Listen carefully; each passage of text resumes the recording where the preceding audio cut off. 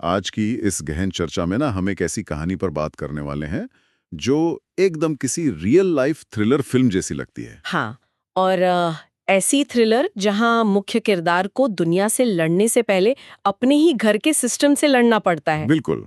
और इसी किरदार पर आज हमारा ये विश्लेषण आधारित है। पिछले शनिवार ही देहरादून में चिपको आंदोलन की एक बहुत बड़ी हस्ती बचनी देवी जी का 100 साल की उम्र में निधन हुआ। जी। और रविवार को शिवपुरी में उनके पैतृक घाट पर उनका अंतिम संस्कार किया गया। कई सामाजिक संगठनों ने उन्हें एक नायिका की तरह याद किया है। लेकिन आज हमारा मकसद सिर्फ उनका कोई शोक संदेश पढ़ना नहीं है। हम ये डिकोड करना चाहते हैं कि कैसे एक नितांत व्यक्तिगत और घरेलू विद्रोह ना आगे चलकर भारत के सबसे बड़े पर्यावरण आंदोलनों में से एक की रीढ़ बन गया। सही बात है। मतलब एक आम महिला का अपने ही आंगन से शुरू किया गया विद्रोह। वही तो इस थ्रिलर की थोड़ी बैकग्राउंड समझते हैं। बात है 1977 की, उत्तराखंड की हेनवाल घाटी। तब ये उत्तर प्रदेश का हिस्सा हुआ करता था। हाँ, और 1977 का वो साल ना हेनवाल घाटी के लिए एक टर्निंग पॉइंट था। देखिए, बचनी देवी इसी जमीन पे पैदा हुई थी। ये उनकी कर्मभूमि थी। और ठीक इसी समय सरकार ने इस पूरे क्षेत्र में बड़े पैमाने पर हरे जंगलों की कटाई को अपनी आधिकारिक मंजूरी दे दी थी। हम्म। कागजों पर तो ये सिर्फ एक व्यावसायिक वानिकी या कमर्शियल लॉगिंग का एक और ऑर्डर था। लेकिन यहाँ एक पेच है। मतलब हिमालयी क्षेत्रों में पेड़ों की कटाई कोई 1977 में तो शुरू हुई नहीं थी। नहीं, बिल्कुल नहीं। हाँ, ब्रिटिश काल से ही लकड़ियों का व्यापार होता आ रहा था। रेलवे स्लीपर बनाने से लेकर शहरों के निर्माण तक सब कुछ उन्हीं जंगलों से आ रहा था। तो फिर 1977 के हिनवाल घाटी के इस नए आदेश में ऐसा क्या अलग था? मेरा मतलब है, इसने ऐसा क्या ट्रिगर कर दिया कि स्थानीय लोगों के लिए ये रातों रात एक करो या मरो की स्थिति बन गई? ये बहुत ही अहम सवाल है।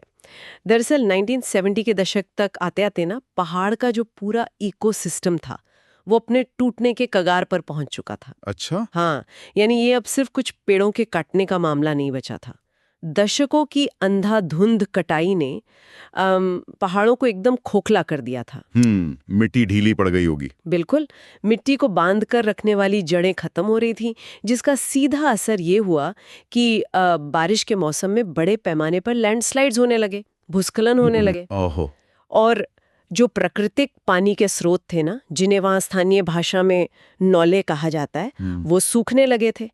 तो हेनवाल घाटी का जो ये नया कटाई का आदेश था, वो इतने बड़े पैमाने पर था कि बचा खुचा नेशनल बैलेंस भी पूरी तरह खत्म हो जाता। मतलब अगर मैं इसको ऐसे देखूं तो ये कोई पर्यावरण को बचाने की आदर्शवादी या किताबी लड़ाई नहीं थी। एकदम नहीं। ये तो सीधे तौर पर उनके अस्तित्व की लड़ाई थी।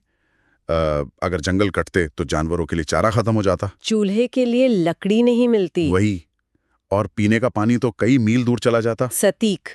और यहाँ पर कहानी में वो सबसे नाटकीय और कॉम्प्लेक्स मोड़ आता है। जब कटाई का ये आदेश जमीन पर लागू होने वाला था, तब बचनी देवी ने इसका विरोध किया। लेकिन उनका सामना किसी बाहरी ताकत या सरकार से नहीं था। उनका सामना अपने ही पति से था। उनके अपने पति से? जी हाँ, उनके पति सिर्फ गांव के कोई आम नागरिक नहीं थे, वो उस गांव के प्रधान थे। उनके पास गांव की राजनीतिक और प्रशासनिक सत्ता थी। क्या बात कर रही हैं? और इससे भी बड़ी बात, वो खुद वहां एक वन ठेकेदार भी थे, फॉरेस्ट कॉन्ट्रैक्टर। बाप रे, जरा इस स्थिति की कल्पना कीजिए। मतलब जिस इंसान के हाथ में पूरे गांव की भलाई का जिम्मा है, वही इंसान उन जंगलों को काटने का ठेका लेकर बैठा है। वही तो। ये तो कॉन्फ्लिक्ट ऑफ इंटरेस्ट यानी हितों के टकराव का सबसे बड़ा उदाहरण है। एक तरफ पूरे कम्युनिटी का भविष्य है और दूसरी तरफ उसी कम्युनिटी के मुखिया का अपना व्यक्तिगत आर्थिक मुनाफा। इस कॉन्फ्लिक्ट को समझना बहुत जरूरी है, क्योंकि ये उस वक्त की पूरी व्यवस्था को बेनकाब करता है। ठेकेदारी प्रथा ने पहाड़ों में एक नया अर्थतंत्र पैदा कर दिया था। पैसे का लालच। हाँ, जहाँ कुछ स्थानीय लोगों को ही ठेकेदार बनाकर सिस्टम उनके जरिए जंगलों का दोहन कर रहा था। प्रधान होने के नाते बचनी देवी के पति के पास एक कानूनी और सामाजिक ढाल थी। कानूनी ढाल मतलब सरकार उन्हें सपोर्ट कर रही थी? बिल्कुल। जब गांव का मुखिया ही पिटाई के पक्ष में हो तो बाहर से आए अधिकारियों को ये कहने का मौका मिल जाता है कि देखिए, स्थानीय नेतृत्व तो हमारे साथ है, ये कटाई तो गांव के विकास के लिए ही हो रही है। पर देखिए, किसी बड़ी कॉर्पोरेट कंपनियां दूर दिल्ली लखनऊ में बैठी सरकार के खिलाफ झंडा उठाना ना एक तरह से थोड़ा आसान होता है। हाँ, क्योंकि वहां दुश्मन बाहर का होता है। वही तो, वहां एक साफ हम बनाम वो की लकीर खींची होती है, लोग आसानी से एकजुट हो जाते हैं। लेकिन जब आपकी आजीविका, आपके घर के सत्ता का स्रोत आपका अपना पति हो, तो बगावत कैसे होती है? वही सबसे बड़ी चुनौती थी। 1970s के दशक के ग्रामीण भारत में एक प्रधान की पत्नी का अपने ही पति के खिलाफ जाना, ये तो किसी सामाजिक आत्महत्या जैसा लगता है। तो मेरा सवाल ये है कि उनके पति के इस दोहरे पद ने बचनी देवी के इस घरेलू विद्रोह को एक राजनीतिक मास्टर स्ट्रोक में कैसे बदल दिया? अस्तित्व को बचाने की एक एकदम बेबाक प्रतिक्रिया थी जिसने अचानक मास्टर स्ट्रोक का काम किया। कैसे? बचनी देवी के इस कदम ने ना सबसे पहले उस कानूनी और सामाजिक ढाल को चकनाचूर कर दिया जिसका जिक्र मैंने अभी किया था। अच्छा। जब एक ठेकेदार की अपनी ही पत्नी जंगल के बचाव में खड़ी हो गई तो ठेकेदार का ये तर्क ना ताश के पत्तों की तरह ढह गया कि ये कटाई गांव के भले के लिए है। बिल्कुल, मतलब पोल खुल गई। हाँ, इससे ये एकदम स्पष्ट हो गया कि कटाई सिर्फ और सिर्फ चंद लोगों के लालच के लिए हो रही है। इस एक घटना ने आंदोलन को एक ऐसी नैतिक ताकत दे दी जिसे कोई भी सरकारी परमिट झुठला नहीं सकता था। एक पत्नी का अपने पति के खिलाफ खड़ा होना ये संदेश दे गया कि अब पानी सिर से ऊपर जा चुका है। लेकिन यहाँ एक प्रैक्टिकल सवाल आता है, एक महिला अकेले कितने दिन टिक सकती थी? मतलब एक घर के भीतर से उठा ये विद्रोह पूरे गांव और घाटी में फैला कैसे? हमारी स्रोत सामग्री में जिक्र है कि बचनी देवी ने धूम सिंह नेगी जैसे कार्यकर्ताओं के साथ मिलकर लोगों को लंबंद किया। जी हाँ। पर जमीन पर यह मोबिलाइजेशन हुआ कैसे होगा? ये मोबिलाइजेशन ना रातों रात या किसी एक लंबे भाषण से नहीं हुआ था। बचनी देवी को बहुत अच्छी तरह पता था कि अकेले एक घर में विद्रोह करने से बात नहीं बनेगी। उन्हें सपोर्ट चाहिए था। बिल्कुल, उन्हें कम्युनिटी के समर्थन की जरूरत थी और वो समर्थन उन्हें पुरुषों से ज्यादा महिलाओं से मिलने वाला था। धूम सिंह नेगी जैसे सर्वोदयी कार्यकर्ताओं ने इस विरोध को एक ढांचा जरूर दिया, पर असली ताकत गांव की महिलाओं को एकजुट करने से आई। तो उन्होंने महिलाओं को कैसे जोड़ा? उन्होंने घर घर जाकर औरतों से बात की। ये बातचीत कोई फॉर्मल मीटिंग में नहीं होती थी, ये अक्सर पानी भरते समय या जंगलों में चारा इकट्ठा करते समय होती थी, एक आम बातचीत के जरिए। यहाँ मैं एक कॉन्सेप्ट लाना चाहूंगा। जो हमारा सोर्स मटेरियल है ना, वो इस पूरे घटनाक्रम को इको फेमिनिज्म या पर्यावरण नारीवाद से जोड़ता है। हाँ, अब देखिए, इको फेमिनिज्म सुनने में किसी बड़ी यूनिवर्सिटी के समाजशास्त्र विभाग का कोई भारी भरकम शब्द लगता है। सही कहा। लेकिन अगर हम इसे आज के आम नजरिए से समझने की कोशिश करें तो मान लीजिए कि सरकार के लिए और उन ठेकेदारों के लिए वो जंगल एक एटीएम मशीन जैसा था। अच्छा। हाँ, मतलब जब चाहा पेड़ काटे और कैश निकाल लिया। अगर एक जंगल खत्म हो गया तो ठेकेदार अपना एटीएम कार्ड लेकर किसी दूसरे जंगल चला जाएगा। हाँ, लेकिन गांव की उन महिलाओं के लिए वो जंगल कोई एटीएम नहीं था, वो उनका सेविंग्स अकाउंट था, उनका बुनियादी जीवन बीमा था। क्या बात है! ये एनालॉजी ना इस पूरी स्थिति को बहुत स्पष्ट कर देती है। सच कहूं तो इको फेमिनिज्म कोई किताबी सिद्धांत नहीं था उनके लिए, ये हेनवाल घाटी की महिलाओं की रोजमर्रा की हकीकत थी। उस वक्त ना ग्रामीण अर्थव्यवस्था में काम का बंटवारा बहुत साफ था। पुरुष अक्सर कैश इनकम के लिए शहरों की तरफ पलायन कर जाते थे या फिर ठेकेदारी और मजदूरी में लग जाते थे। तो घर कौन संभालता था? वही घर, खेत, मवेशी और बच्चों को संभालने की पूरी जिम्मेदारी महिलाओं के कंधों पर थी और इन सब कामों के लिए उन्हें सीधे तौर पर जंगल पर निर्भर रहना पड़ता था। अच्छा, तो जब जंगल कटता है तो उसका फायदा पुरुष ठेकेदार को कैश मुनाफे के रूप में मिलता है, लेकिन उसका जो असली नुकसान है वो सीधे तौर पर महिला को उठाना पड़ता है। तो जंगल के विनाश का सबसे सीधा असर महिलाओं की शारीरिक मेहनत और उनके स्वास्थ्य पर पड़ रहा था। इको फेमिनिज्म इसी अदृश्य जुड़ाव को सामने लाता है।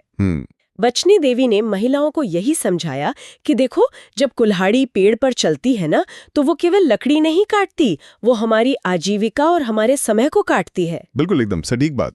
इसीलिए जब बचनी देवी और उनके गांव की अन्य महिलाओं ने पेड़ों से चिपककर ठेकेदारों का रास्ता रोका, तो ये कमर्शियल फेलिंग के खिलाफ एक बहुत शक्तिशाली महिला नेतृत्व वाला प्रतिरोध बन गया। Female led resistance. हाँ, उन्होंने उन रिसोर्सेज पर अपनी आवाज और अपनी एजेंसी वापस पाई जिन पर उनका पूरा अस्तित्व टिका हुआ था। ये ऐसा है जैसे किसी बड़ी सी मशीन का वो पुर्जा जिसे हमेशा अनदेखा किया गया हो, वो अचानक ये तय कर ले कि अब मशीन आगे नहीं बढ़ेगी।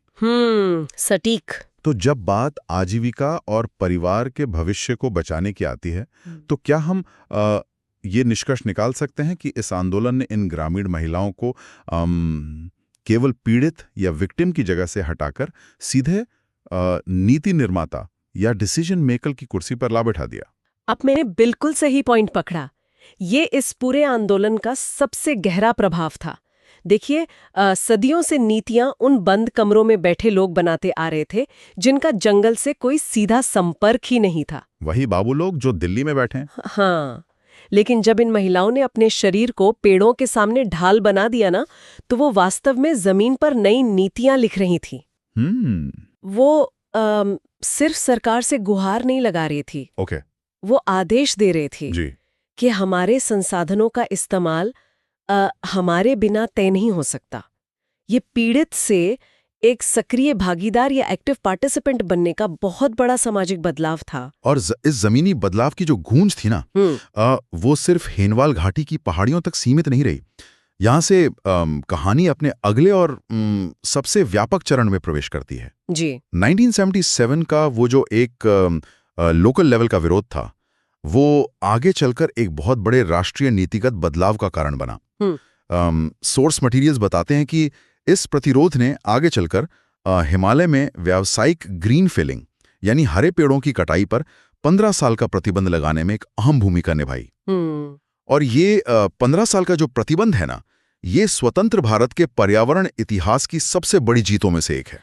बिल्कुल। सोचिए, एक ऐसा समय जब पूरा देश आर्थिक विकास की ओर भाग रहा था, तब इतने बड़े पैमाने पर जंगलों की अव्यावसायिक कटाई को रोकना कोई छोटी बात नहीं थी।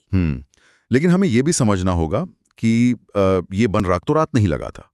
हेनवाल घाटी जैसे अनगिनत छोटे छोटे संघर्षों ने मिलकर न वो राष्ट्रीय दबाव बनाया था। लेकिन सरकारें इतनी आसानी से तो झुकती नहीं है। एक गांव की कुछ महिलाओं के विरोध ने दिल्ली में बैठे नीति निर्माताओं को अपनी नीतियां बदलने पर मजबूर कैसे कर दिया। मतलब क्या ये सिर्फ एक मास प्रोटेस्ट का दबाव था या इसके पीछे कुछ और भी था?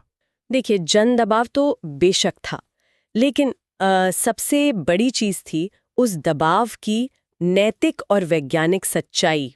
वैज्ञानिक सच्चाई? हाँ, जब बचनी देवी जैसी महिलाओं ने अपने ही ठेकेदार पतियों का विरोध किया ना, तो इसने पूरे देश का ध्यान इस बात की तरफ खींचा कि जो मॉडल विकास के नाम पर थोपा जा रहा है, वो असल में स्थानीय लोगों के लिए विनाशकारी है। आखिरकार सरकारों को समितियां बनानी पड़ी। जब वैज्ञानिकों और पर्यावरणविदों ने उन क्षेत्रों का दौरा किया, तो उन्होंने पाया कि उन औरतों की बात 100% सच थी। अच्छा, मतलब उन्होंने प्रूव कर दिया। बिल्कुल। पहाड़ सच में धड़क रहे थे, लैंडस्लाइड्स बढ़ रहे थे, और ये जो 15 साल का समय तय किया गया ना, वो इसलिए किया गया क्योंकि एक इकोसिस्टम को कम से कम इतना समय तो चाहिए ही होता है अपने नेचुरल फॉर्म में वापस आने के लिए। क्या बात है। अक्सर हम सोचते हैं ना कि एक आम इंसान के विरोध का क्या ही असर होगा। सिस्टम इतना बड़ा है, कॉर्पोरेट इंटरेस्ट इतने विशाल हैं। हाँ, अक्सर लोग यही सोचते हैं। अब हो जाती है कि पर्यावरण संरक्षण की सबसे बड़ी और परमानेंट जीत ना किसी एसी वाले सरकारी कमरों या इंटरनेशनल सम्मेलनों में नहीं तय होती। नहीं, बिल्कुल नहीं। ये तय होती हैं गांव के आंगनों में, जंगलों की पगडंडियों पर और पेड़ों की छांव में। एकदम सही फरमाया आपने। देखिए, नीतियां भले ही उन सरकारी फिलों में ड्राफ्ट की जाती हो, लेकिन उन नीतियों को बनाने की मजबूरी ना हमेशा इन्हीं जमीनी संघर्षों से पैदा होती है। बचनी देवी और हेनवाल घाटी की उन महिलाओं ने अपने आंगन से जो आवाज उठाई थी, उसने एक पूरी व्यवस्था को मजबूर कर दिया कि वो विकास की अपनी परिभाषा को ही बदलें। ये एक ऐसा उदाहरण है कहाँ जमीनी हकीकत ने ऊपर से थोपे गए फैसलों को पूरी तरह पलट कर रख दिया। तो ये पूरी चर्चा ना हमें ये सोचने पर मजबूर करती है कि बचनी देवी की कहानी सिर्फ इतिहास का कोई एक पन्ना नहीं है जिसे हम सिर्फ उनकी याद में पलट लें। नहीं, ये तो एक जीता जागता ब्लूप्रिंट है। वही तो, ये सिखाता है कि सच्ची जागरूकता और बदलाव की शुरुआत हमेशा अपने घर के दरवाजे से ही होती है। सही जानकारी और थोड़ी सी हिम्मत बड़े से बड़े आर्थिक हितों को झुका सकती है। बिल्कुल।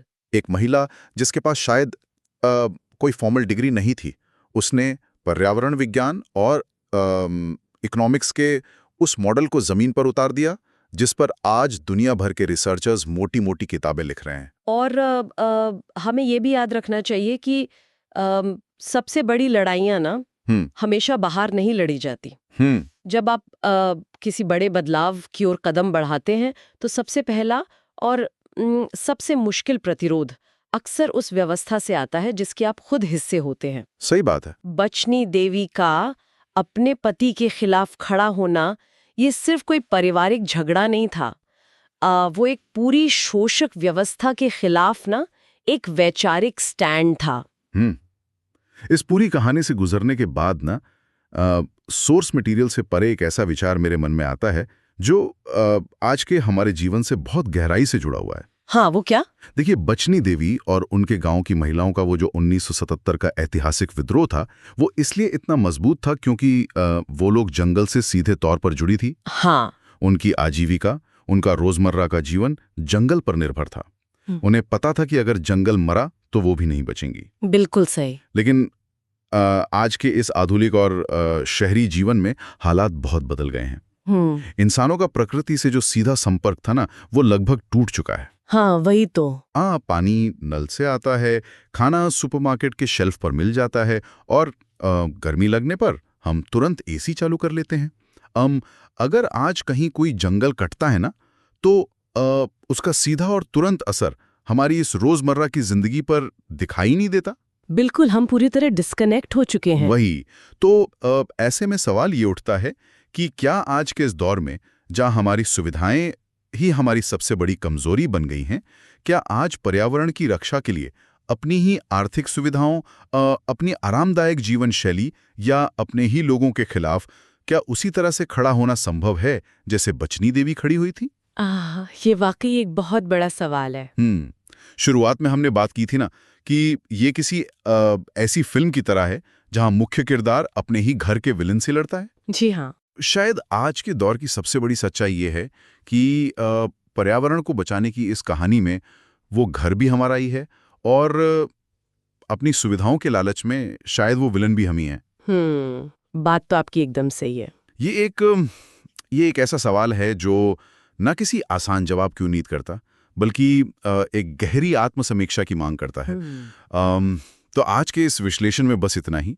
उम्मीद है कि हेनवाल घाटी की ये गूंज और बचनी देवी का ये घरेलू विद्रोह हम सबके भीतर कुछ जरूरी सवाल जरूर छोड़ेगा।